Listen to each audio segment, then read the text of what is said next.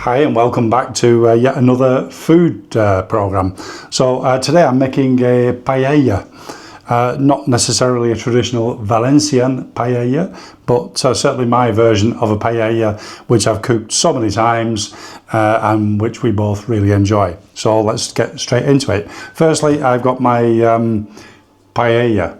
No need to say a paella pan because the name of the dish comes from the pan that it's cooked in. Valenciana for pan, paella. So this is a 30 centimetre one, and that's about enough for 2 to 3 people. If you've got a good appetite, 2 people. It's eaten a lot as a starter in for lunch. So certainly get 3 or 4 people for a starter with that.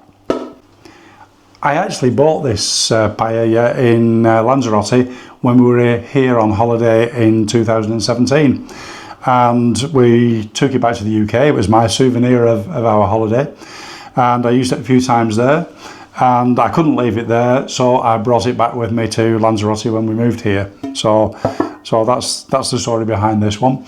And in fact, when we bought the house, there was a massive paella pan left here, so I haven't used that yet because you need a big gas ring outside to do that. So that's a start. Let's take a look at the ingredients. So I've got about just over 320 grams of chicken thighs, which I've cut into cubes. I've got some green beans, some red pepper, half a normal sort of white yellow onion, a couple of cloves of garlic, some the all important saffron. I've got a couple of stock cubes, chicken stock cubes, some parsley to garnish, and also lemon to garnish. Also got some chopped tomato. I've actually grated the tomatoes, so there's no skin, just the seeds in. Obviously you can use tin tomatoes if you want. Some olive oil, pimenton, the sweet pimenton, not the spicy one because it's not a spicy dish. And I've got this rice. This isn't what I usually get, but I've got this bomba rice, which is supposed to be one of the best rices you can use for a paella.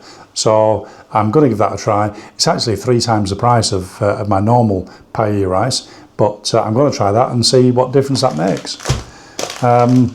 So I've got this book. I'm not saying this is the Bible on cooking paella and rice, but it gives you lots of information about the dish and the types of rice and how different rice reacts. So I'm following some of the tips in that, and he does suggest the bomba rice as well. I'm not sure if it's he or she. It says Lourdes March. I haven't even looked him up, or she, so apologies if I've got it wrong. So rice, I'm going to use around about 100 grams per person, so a couple of 100 grams for the 2 of us. Onion, pepper, beans, well, do they normally go in a paella? Maybe not, but as I say, I like them.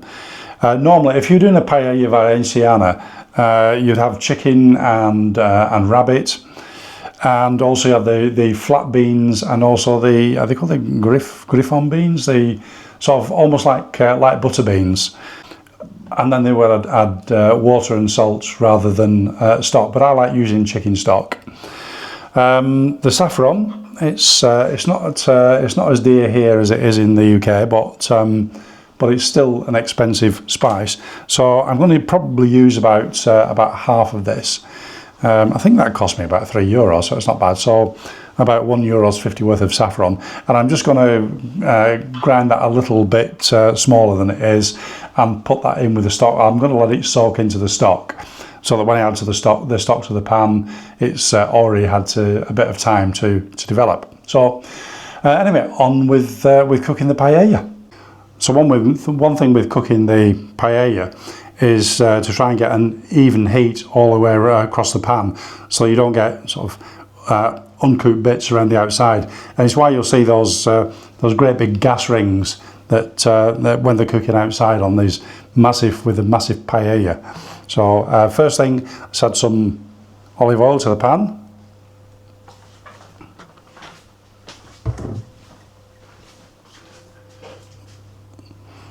And then I'm going to put the chicken in and get a bit of colour on the chicken.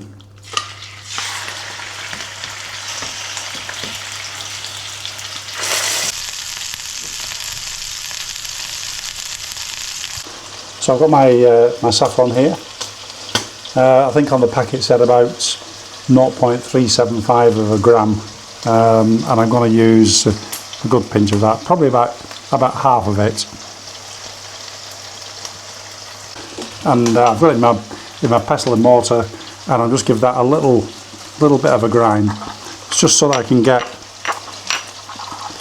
the most flavour out of it. I mean, some people say you should toast it first. I don't think it's necessary.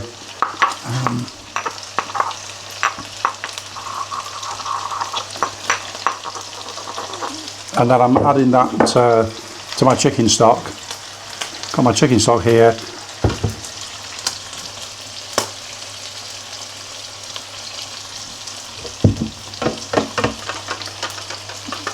So I'm just letting that flavour the chicken stock. So as you can see, I've got a nice bit of colour on my chicken, so I'll take that out and I'll get the vegetables in.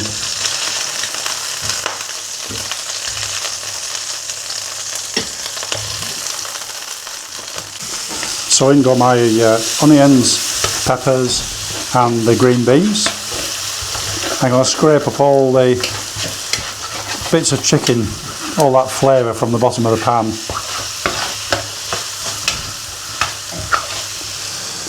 Back in, Mr. Bean. Just turn this down a little.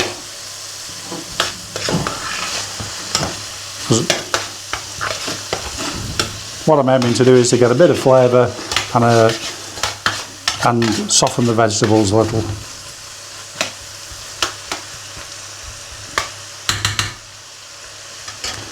And meanwhile, I'll chop my garlic. Now it's in with the garlic, and I'll cook that for just a couple more minutes.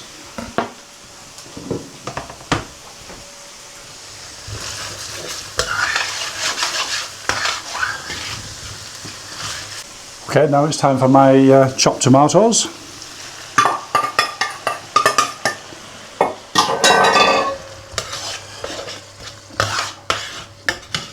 And I'll cook those for just a few more minutes, just to cook them down a bit.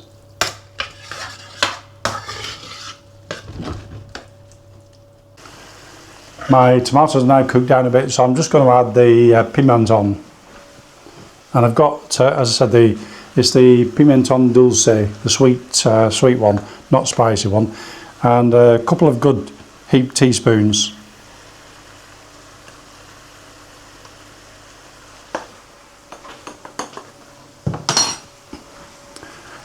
And we'll cook that for a minute.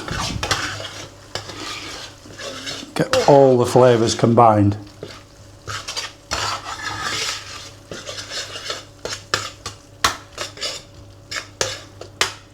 Wow, even the smell just now, the pimenton, I mean, I love pimenton, and both the dulce and the picante.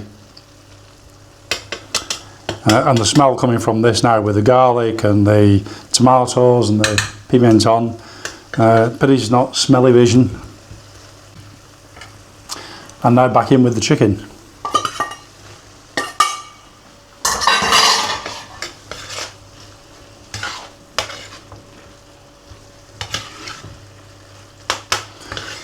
Let's combine all the flavours. Make sure the chicken's well coated with all the vegetable and pimenton mix.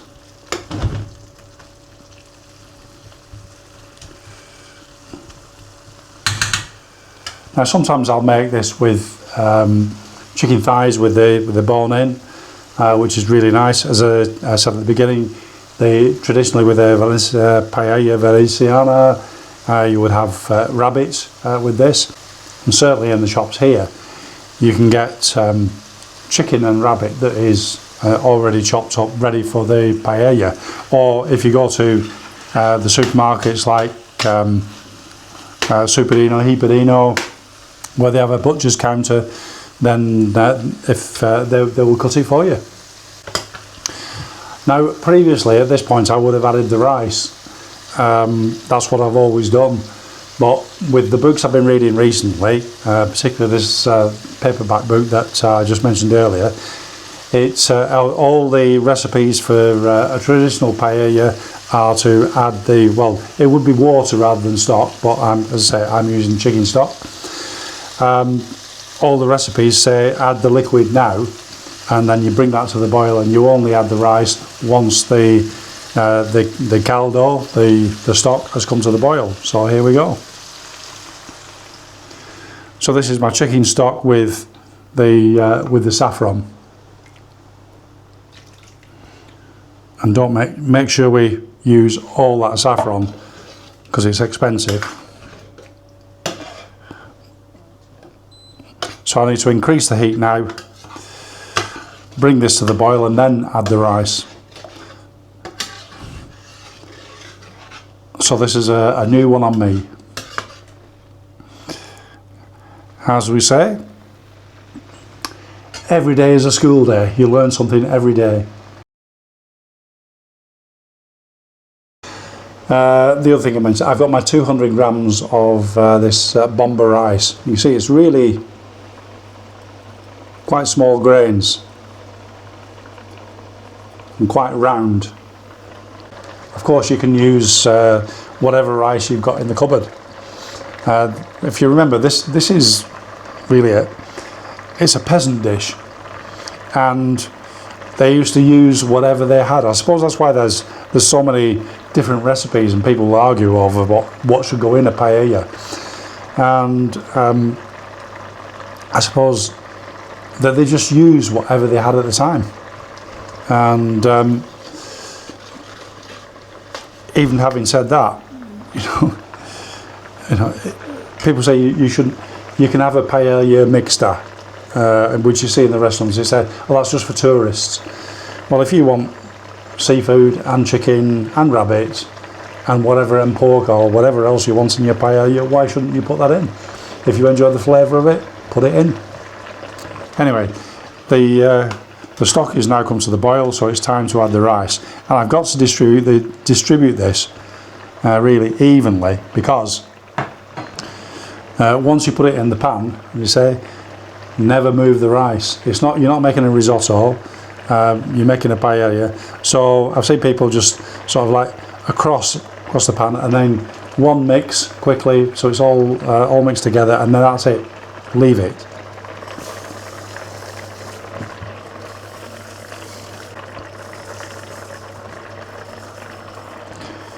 Even across there.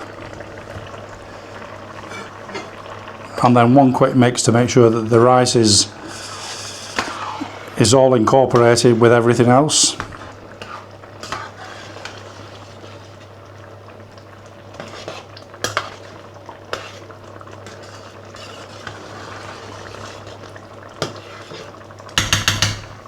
And that's it. Nada más. Leave it.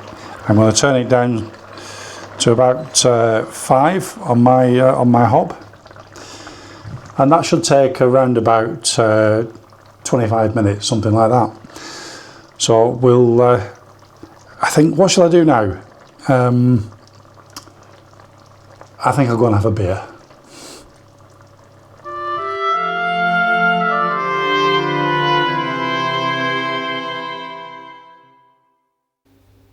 Well, my paella has been cooking for around about 25 minutes, and just tasted the rice, and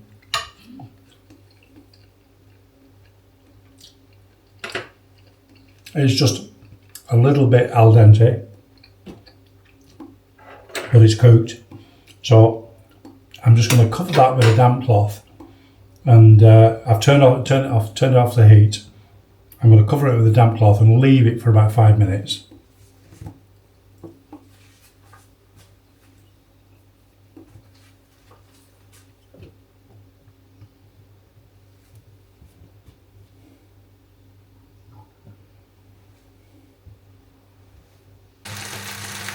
So my paella has rested, and just for about 5 minutes. I've turned up the heat now because I want to get that caramelisation on some of the rice at the bottom. They call it the socorat. And how long you do it for? I think you just smell and think, I can smell a little bit of burning, so that's probably about enough. Take that off. And everybody wants a little bit of the socorat. I'm going to garnish this with a little bit of fresh parsley. A touch more for good luck.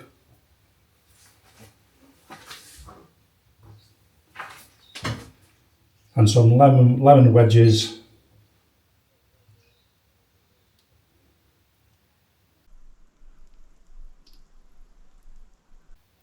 And there you have my paella.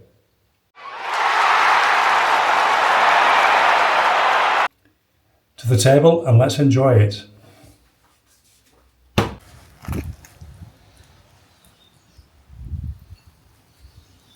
There you can see the socorat, all the caramelised bits of rice on the bottom.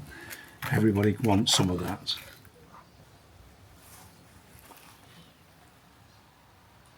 Wedge of lemon.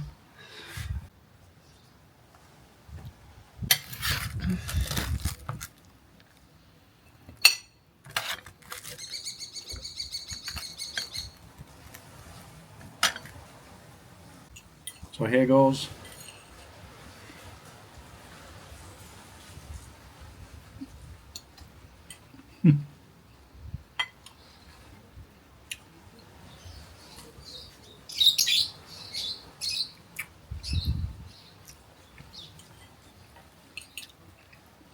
That is a paella. Absolutely delicious.